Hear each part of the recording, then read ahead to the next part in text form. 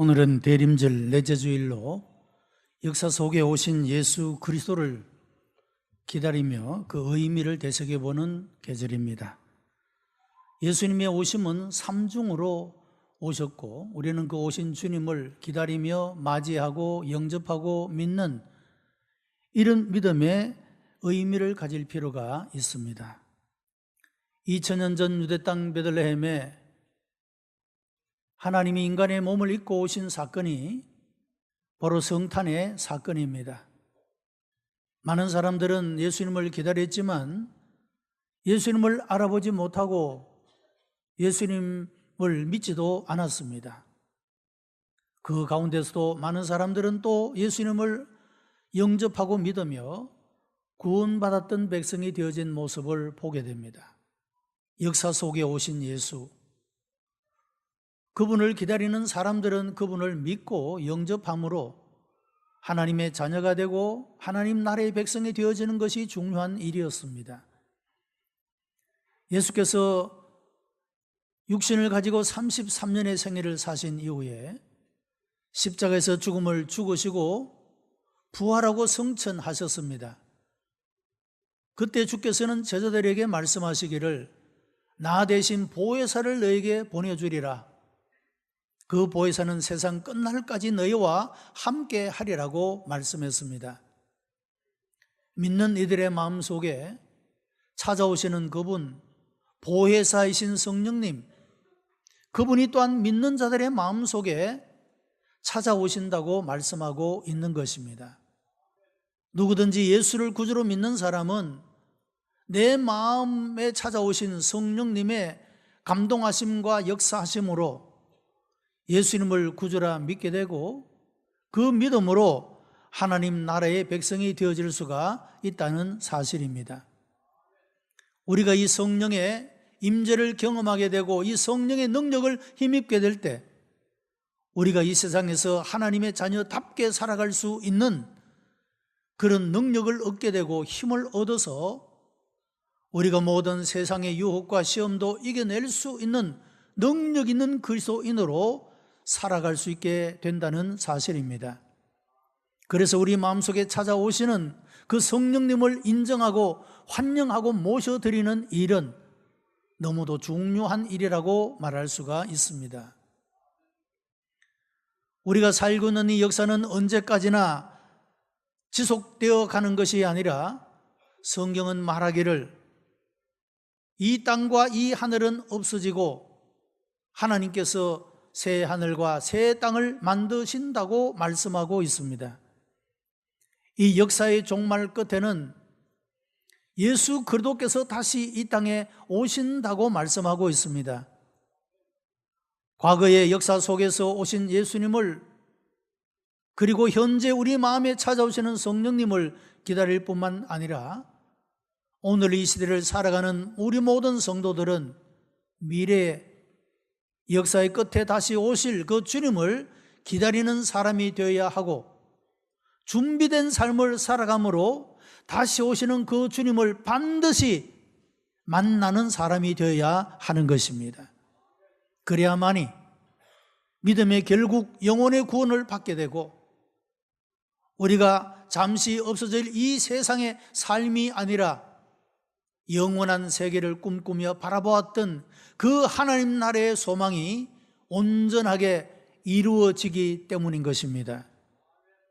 오늘 교회 이력을 쫓아 대림절 넷째 주일을 지키는 우리 모든 성도들이 역사 속에 오신 예수님을 나의 구주로 영접하고 믿음을 고백하여 구원 얻는 백성들이 되시기를 바랍니다. 그리고 보혜사 성령으로 믿는 자의 마음속에 찾아오시는 성령님을 인정하고 환영하고 모셔드림으로 우리의 삶이 무능하고 연약한 삶이 아니라 성령의 능력과 은혜를 힘입는 그런 삶이 되기를 바랍니다. 다시 오시는 주님을 기다리고 그분을 만날 수 있는 준비된 삶을 살아감으로 우리의 모두의 삶 속에 주님의 오심을 기다리는 모두에게 찾아오시는 성령님의 놀라우신 은혜가 성탄의 놀라운 은총이 우리 모두에게 함께하게 되기를 주님의 이름으로 축복합니다. 오늘 본문에 나오는 시몬은 그 사람의 인생이 기다림의 인생이었다라고 말할 수가 있습니다.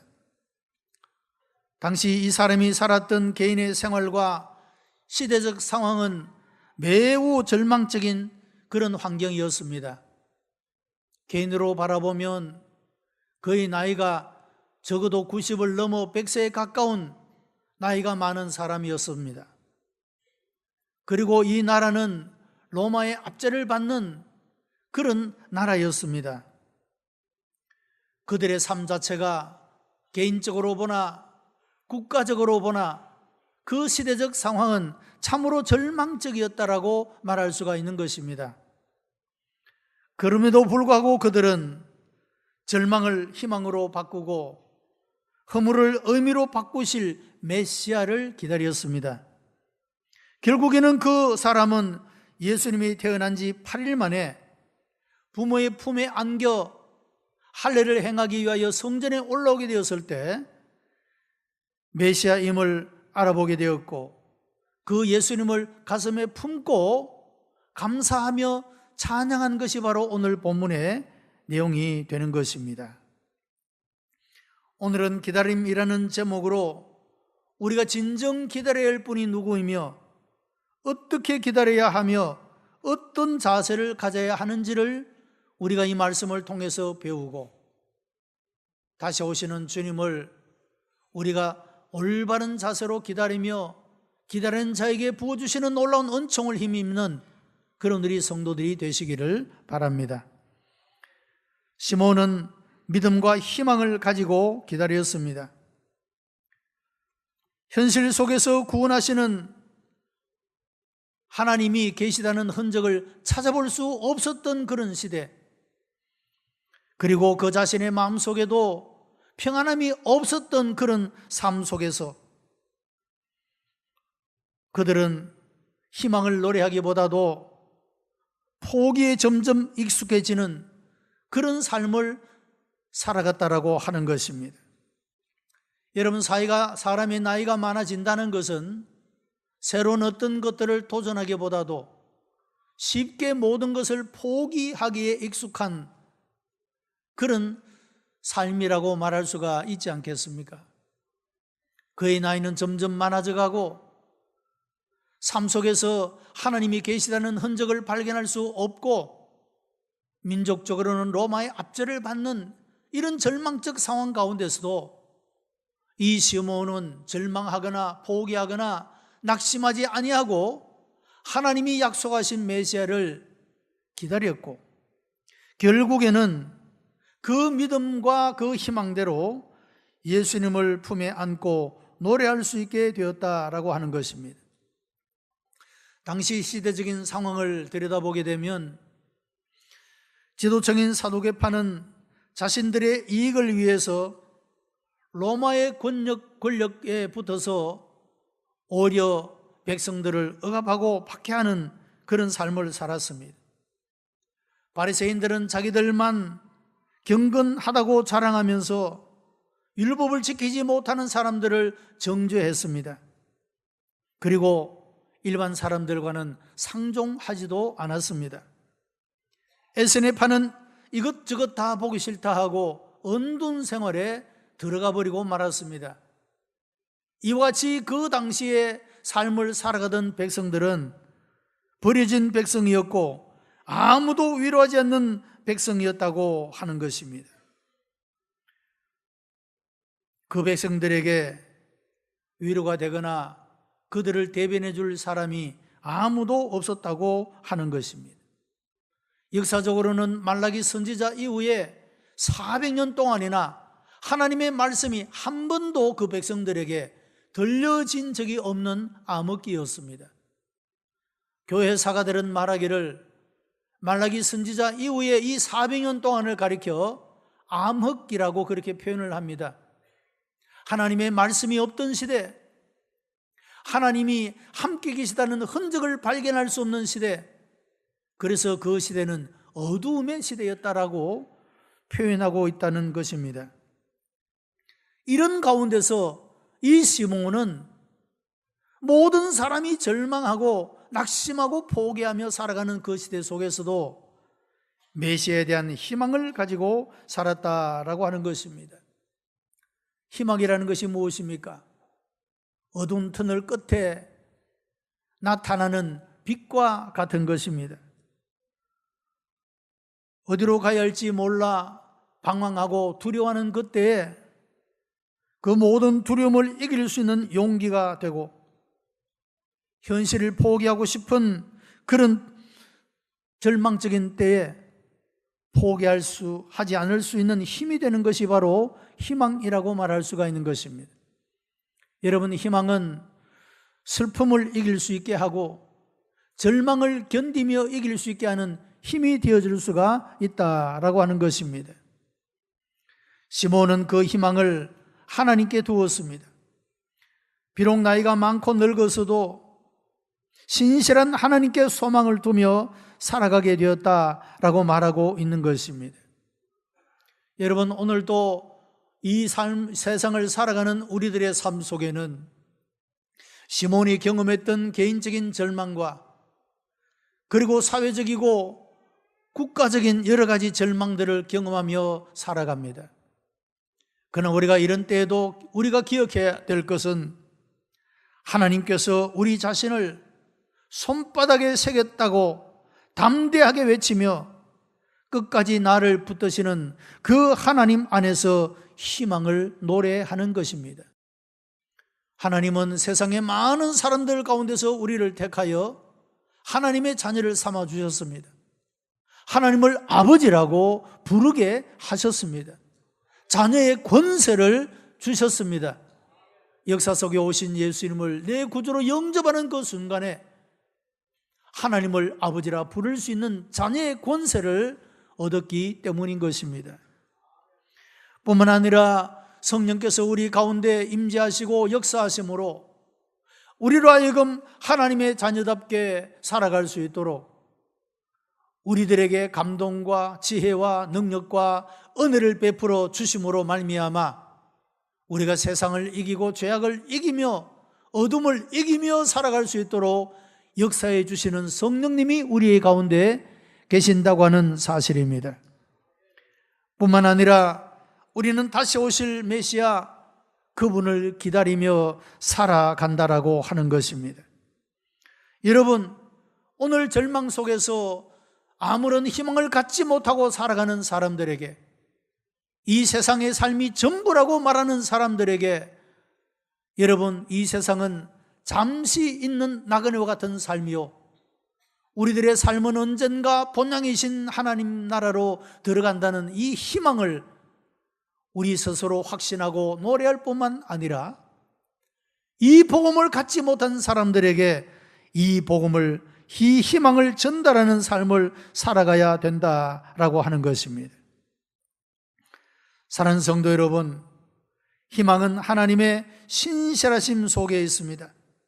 변치 않는 하나님의 약속 가운데 있는 것입니다. 세상 끝날까지 우리를 버려두지 않고 함께 하신다고 하는 이 놀라우신 약속을 붙잡고 승리하며 살아가는 그런 우리 성도들이 되시기를 바랍니다. 시몬은 언제든지 메시아를 맞이할 수 있는 준비를 하며 살았습니다. 여러분, 이 당시에도 많은 사람들이 메시아를 기다렸습니다. 그러나 정작 메시아가 왔지만 아무도 알아보지 못했습니다. 그분이 성장하여 그들 눈앞에서 말씀을, 하나님 나라의 복음을 선포하고 있음에도 불구하고 사람들은 그분을 메시아로 믿지 않았던 시대였습니다. 그러나 아기 예수를 메시아인 줄 알아본 사람은 시몬과 안나였습니다. 성령의 지시, 성령의 감동을 인하여 그가 품에 안은 그 아기가 바로 세상을 구원할, 어둠을 몰아낼 세상의 빛으로 오신 메시아인 것을 알게 되었다라고 말하고 있는 것입니다. 누가복음 2장 25절에 시몬은 어렵고 경건하여 이스라엘의 위로를 기다리는 자라고 말씀을 했습니다. 이 시몬은 오실 메시아를 기다리며 하나님의 말씀을 지켰습니다. 사람들에게도 신실하신 하나님의 마음으로 대했습니다. 이렇게 자신의 삶을 가꾸며 살았다고 하는 것입니다.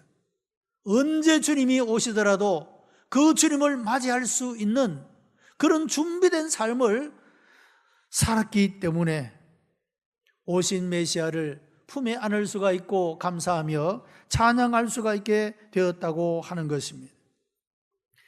누가복음 2장 37절에는 안나도 금식하며 기다렸을 뿐만 아니라 섬기는 일을 지속적으로 하며 살았던 모습을 발견하게 됩니다. 희망이 없다던 시대에 시몬과 안나는 주님께서 보내실 메시아를 기다린 것입니다. 희망이 보이지 않을 때 삶을 대하는 사람들의 자세는 흐트러지게 마련인 것입니다. 여러분, 중한 병을 가지고 있는 사람이 병이 낫겠다고 하는 희망을 가지는 동안에는 얼굴에 빛을 가질 수가 있고 또 희망을 가질 수가 있는 것이지만 얼마 살지 못할 것이라고 하는 선고를 받게 되면 대부분의 사람들은 포기하고 절망하며 자포자기하는 태도를 보이는 것을 볼 수가 있는 것입니다. 베드로서 3장 3절에는 말세에 예수님의 재림이 늦어지면 자기 정욕대로 행하는 사람이 많아진다고 말씀하고 있습니다. 믿음을 가지고 살아가다가도 예수님이 도대체 언제 올지 모르겠다. 그래서 자기 마음대로, 자기의 생각대로, 자기의 욕심대로 자포자기하며 인생을 살아버리는 사람이 많아지게 된다라고 말하고 있다는 것입니다. 정신과 의사였던 폴 트루니에는 현대 신앙인들의 비극 중에 하나는 구도의 정신을 상실했다는 것이라고 말했습니다. 주님께서 다시 오실 것이라고 입술로는 고백하면서도 실제적인 삶 속에서는 진지한 고민을 하지 않는 것이 현대 신앙인들의 문제라고 말하고 있다는 것입니다. 독일의 전설처럼 내려오는 이야기가 있습니다. 바바리아라고 하는 성에 루드비라고 하는 공작이 살고 있었습니다. 이 사람은 사람들을 함부로 대하고 괴롭히는 아주 포악한 그런 공작이었습니다. 어느 날 공작이 사냥을 나갔다가 숲속의 한 작은 예배당에 들어가서 아주 오랜만에 예배를 드리게 되어졌습니다. 그런데 그 예배를 드리는 순간에 그 교회당의 벽면에 무언가 글씨가 나타났다가 사라졌습니다. 오래 그 글씨가 머물지 않았기 때문에 그것을 자세히는 알 수 없었지만 그가 느낀 것은 3일 후에 혹 석 달 후에 혹 3년 후에 주님 오셔서 심판하신다. 그런 내용이었습니다. 자세하게 보지 못했기 때문에 3일인지 석 달인지 3년인지는 알 수 없었지만 어쨌든 주님 오셔서 심판하신다고 하는 겁니다. 두려움을 가졌습니다. 자기 자신의 삶은 지금까지 모든 사람들에게 손가락질을 받는 사람이었습니다. 자기의 지위를, 자기가 가진 모든 소유를 자랑하고 교만하면서 사람들을 무시하고 학대하며 살았습니다. 내가 3일 뒤에 주님이 오셔서 나를 심판할지 모르는데 내가 이 동안에는 정신을 차리고 살아야 되겠다.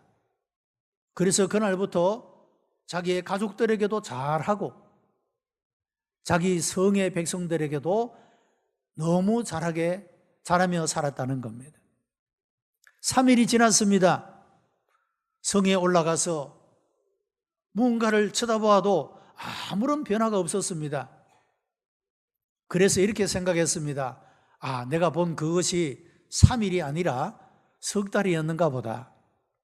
그래서 또다시 석 달을 그렇게 살아갔습니다. 가족들에게, 아내에게 잘할 뿐만 아니라 그 성의 백성들에게 여전히 선한 일을 하고 좋은 일을 하고 그 사람들을 존중히 여기고 말씀의 교훈을 따라 그렇게 살았습니다. 석 달이 지난 후에 또 성루에 올라가 봅니다. 뭔가 아무런 조짐이 없습니다. 그래서 또 생각했습니다. 내가 그때 본 것이 석 달이 아니고 3년이었던가 보다. 그래서 이 루드비 공작이 3년 동안이나 하나님의 말씀을 쫓아 하나님을 사랑하고 이웃들을 사랑하는 그런 삶을 열심히 살았습니다. 내가 그때 주님이 오시면 내가 심판받는 자가 아니라 구원받는 자가 되어야지, 그런 마음으로 말이죠. 3년이 다 된 어느 날 나팔 소리와 함께 독일 황실에서 사절단이 이 바바리아 성으로 오게 되었습니다.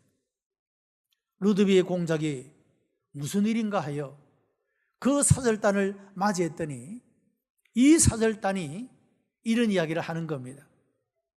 당신에 대한, 루드비 당신에 대한 소문을 우리가 듣고 왔습니다. 얼마나 공작으로서 성의 백성들을 사랑하고 하나님의 마음으로 그 백성들을 사랑하고 살아온 당신의 삶에 대한 칭찬이, 소문이 온 독일에 퍼졌습니다. 그래서 우리 왕실에서는 새로운 황제를 세워야 하는데 당신을 황제로 세우기로 결정했습니다. 그렇게 사절단이 전해주더라고 하는 것입니다. 여러분, 이 루드비의 공작은 주님이 3일 후면 오실지 모른다, 석 달이 지나면 오실지 모른다, 3년이 지나면 오신다, 이런 긴박한 마음을 가지고 다시 오시는 주님을 준비할 수 있는, 맞이할 수 있는 준비된 삶을 살았기 때문에 그는 그 자신의 현실의 삶을 바르고 아름답게 열매 맺으며 살아갈 뿐만 아니라 황제에 등극할 수 있는 이런 영광까지도 얻게 된 모습을 볼 수가 있는 것입니다. 여러분, 다시 오시는 주님을 기다리는 우리의 준비된 삶은 이 시몬처럼 어렵고 경건하게 살아갈 수 있는 힘이 되게 하는 것입니다. 그 하나님의 심판을 두려워하는 마음으로 그 하나님 앞에 하나님을 경외하는 삶을 살아가게 될 때 현실의 우리의 삶을 보다 더 잘 살 수가 있게 되고 의미 있고 가치 있는 삶을 살아갈 뿐만 아니라 주님이 오시는 그날에 그런 준비된 삶을 살아가는 사람은 영원한 하나님 나라의 영광에 들어가게 되는 줄로 믿습니다. 다시 오실 메시아를 기다리는 우리의 삶의 자세도 그렇게 되어야 한다는 것입니다. 또한 시몬은 예수님을 만난 후에 감사와 정인의 삶을 살았습니다. 시몬은 성령님의 도우심으로 그가 품에 안은 이 아기가 메시아임을 알게 되었습니다. 그리고 그는 예수 그리스도의 구속을 바라는 모든 사람들에게 이 메시아로 오신 아기에 대하여 증거하기를 시작했습니다.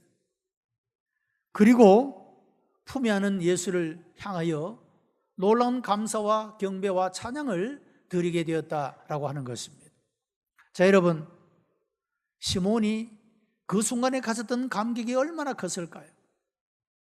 개인적으로, 국가적으로, 사회적으로 절망의 때에 모든 사람이 자포자기하며 자학하며 어둠 속에, 슬픔 속에 살아가는 때에 그래도 믿음과 희망의 끈을 놓지 않고 하나님의 약속의 말씀을 붙잡고 살아갔던 이 시몬에게 드디어 신실하신 하나님께서 메시아를 이 땅에 보내셨고 그 육신의 몸을 입고 온 그 메시아가 지금 자기 품에, 그 품에서 숨을 쉬고 있는 모습을 바라보게 될 때 얼마나 큰 감동과 은혜가 있었겠느냐 하는 것입니다.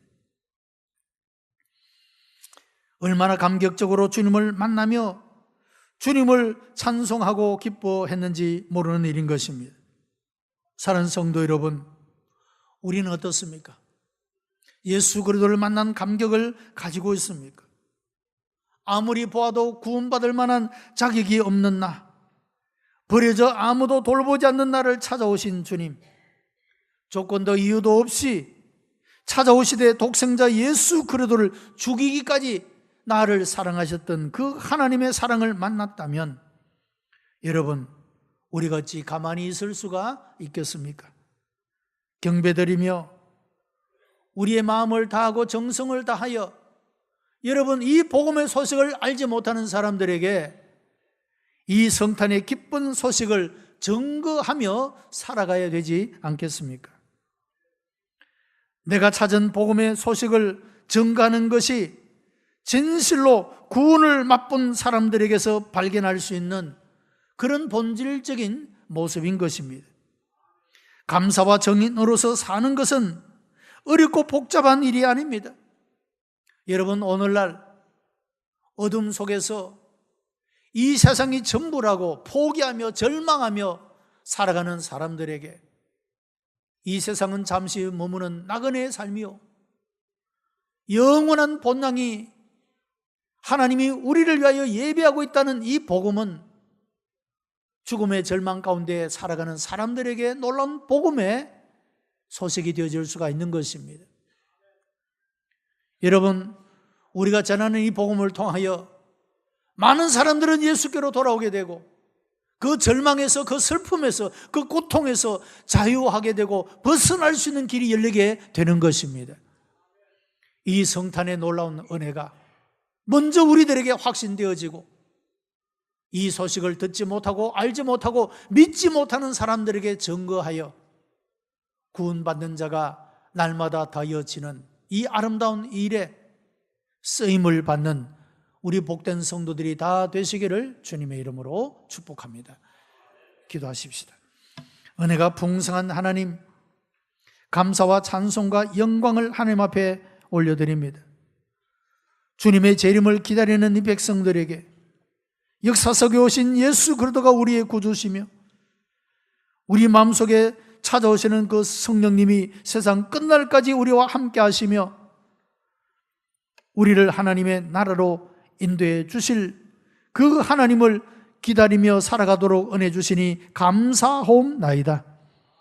우리 모두가 이런 확신과 감사를 가질 뿐만 아니라 이 복음을 듣지 못한 사람들에게 증거하여 아버지 하나님 나라가 확장되고 날마다 믿는 자가 더해지는 기쁨이 넘쳐나게 하여 주시기를 원하옵나이다.